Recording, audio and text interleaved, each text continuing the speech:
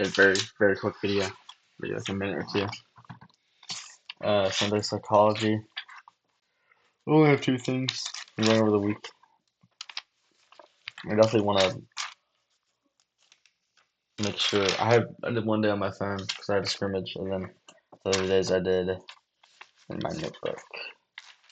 But I forgot to do the psychology part when I was on my phone. But I still journaled, and I forgot to do the psychology part on Tuesday. But I still journaled. Only had three. And really, the only two takeaways was stick to one trade a day, and whenever I have my confidences, take the trade. I think that's kind of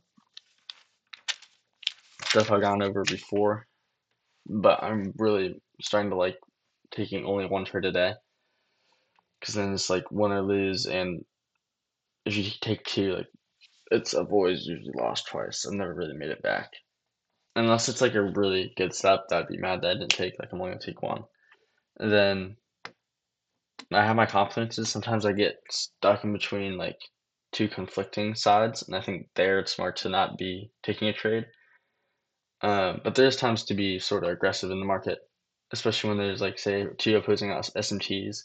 But like if you have one more or another confluence to the upside compared to the downside, I think taking the upside would be just better. You can still find a way to predict or make money in the market when it is in this certain situations. But if you have no, if it's still just 50-50, there's no reason to ever take a trade. But if you do think you have some sort of edge, I think it's fine, and then you can adjust later. For my funded, I'll probably just wait till Thanksgiving and see if there's anything like a crazy deal. Because right now there's only 80% off or 90% off, and $30 for the first month, and then $78 for reoccurring. So if I could get one where it's like reoccurring is like every, I'd rather just wait and see if I can get a reoccurring one for like every $20 a month or 35. It goes up to like 38. I'm sure they have something like that.